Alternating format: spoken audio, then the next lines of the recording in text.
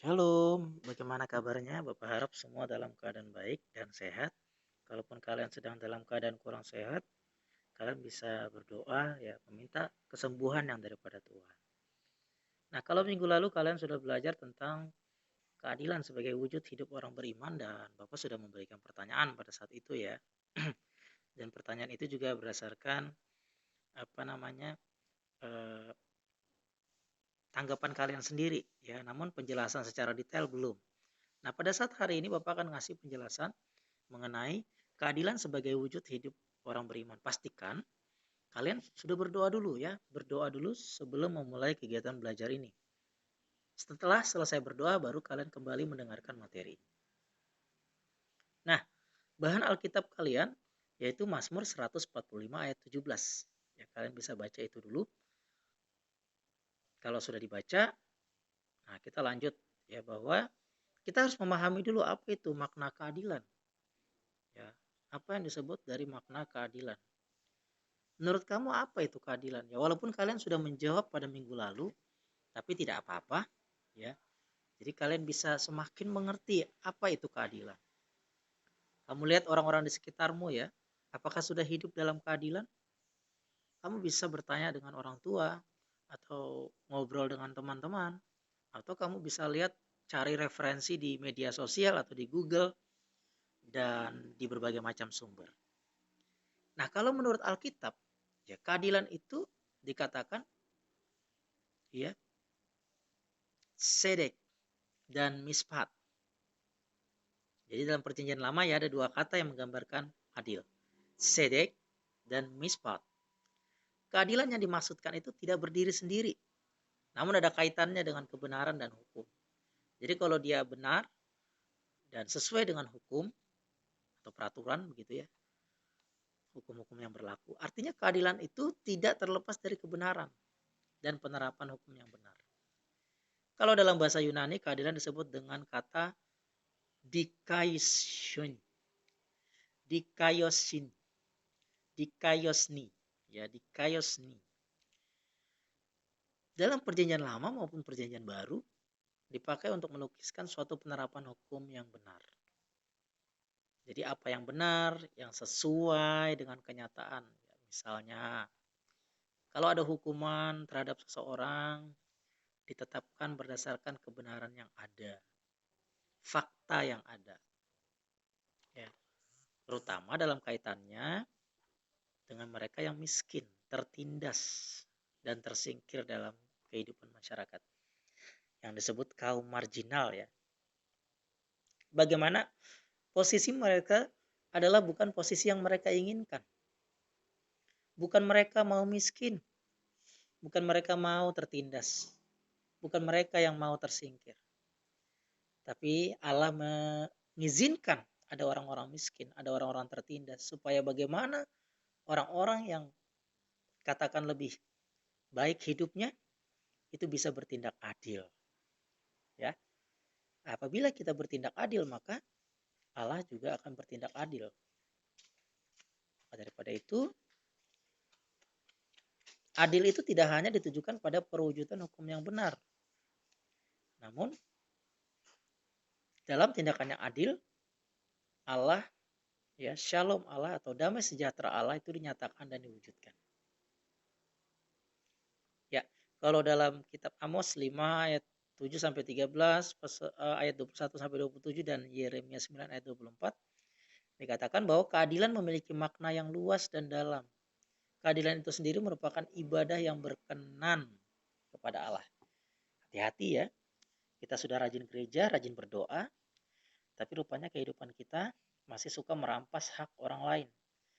Rakus, serakah, dan mungkin kita ingin memiliki segala-galanya, yang bahkan itu hak orang lain namun kita rampas. Ini namanya kita tidak berkenan kepada Allah. Allah itu adil ya. Allah itu adil. Lihat dalam Mazmur 145 ayat 17 tadi ya. Katakan tentang bahwa Tuhan itu adil dalam segala jalannya dan penuh kasih setia dalam segala perbuatan. Ya, dalam Zefanya 3 ayat 5, tetapi Tuhan adil di tengah-tengahnya, tidak berbuat kelaliman. Pagi demi pagi ia memberi hukumnya. Ia tidak pernah ketinggalan pada waktu fajar. Tapi orang lalim tidak kenal malu. Ayo. Artinya Allah akan selalu berlaku benar sesuai dengan prinsip kebenarannya. Jadi tidak mungkin Allah melanggar ketetapan hukum yang telah dibuat. Ada beberapa cara yang dapat kita rasakan mengenai keadilan Allah dalam kehidupan kita. Yang pertama, kalian lihat bahwa Allah mencintai kebenaran dan menolak kejahatan. Allah mencintai mereka yang taat. Bagaimana kita? Apakah kita sudah taat dan setia pada jalan Tuhan? Kita bisa cross check diri kita masing-masing ya. Nah, dalam gambar ini Lazarus dibangkitkan. Lazarus ini adalah seorang yang sudah mati. Ya. Namun karena Allah melihat betapa Maria dan Marta waktu itu mengalami kesedihan yang teramat sangat, maka pada saat itu juga Lazarus dibangkitkan. Jadi kalau misalnya kita hidup tidak taat, terus kita meminta keadilan, jelas ini tidak imbang ya. Kalau misalnya kita hidup taat dan kita diperlakukan tidak adil, nah mungkin ini adalah bagian daripada perjuangan kita. Karena Allah menghukum orang-orang yang tidak hidup dalam jalannya, yang tidak taat. Ya. Namun Allah memberikan tempat bagi mereka yang taat dan setia kepada perintah. Ya, seperti ini. Ya, kalian lihat kapal ini, Bahtera ya. Ini adalah Nuh. Dia yang taat, sedangkan orang-orang lain tidak taat dan menganggap Nuh adalah orang yang tidak waras. Namun dia diluputkan Tuhan daripada banjir bah. Lalu juga ada Daniel. Dia juga bertindak dengan iman.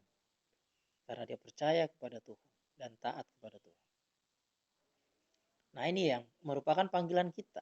Bagaimana kita sebagai orang percaya, itu juga terpanggil untuk mewujudkan keadilan. Ya, di sini bisa kita belajar dari Salomo.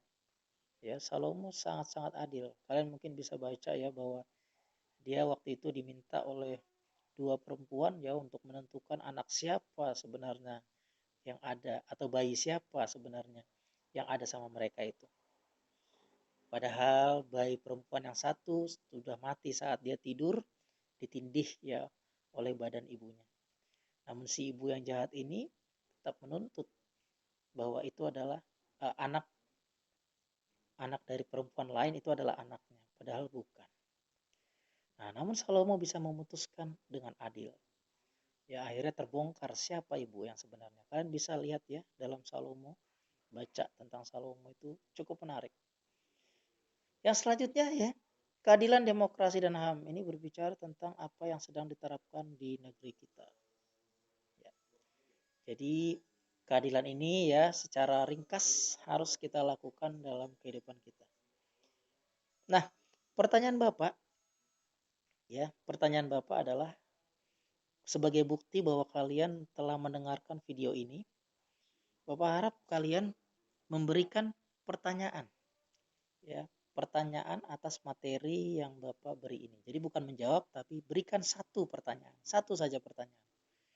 Nanti kita akan bahas pada minggu depan. Tapi yang jelas pertanyaan itu harus sudah masuk dalam minggu-minggu ini. Ya, sesuai dengan waktu yang sudah Bapak berikan. Baik di classroom ataupun di pijar. Untuk mengumpul bagi yang di pijar silakan kumpul melalui pijar. Boleh saja ya. Bagi yang melalui classroom silakan mengumpul melalui classroom. Mungkin itu saja yang bisa Bapak sampaikan. Pada saat kalian mengakhiri pembelajaran ini, Bapak harap kalian berdoa terlebih dahulu. Oke, Bapak akhiri.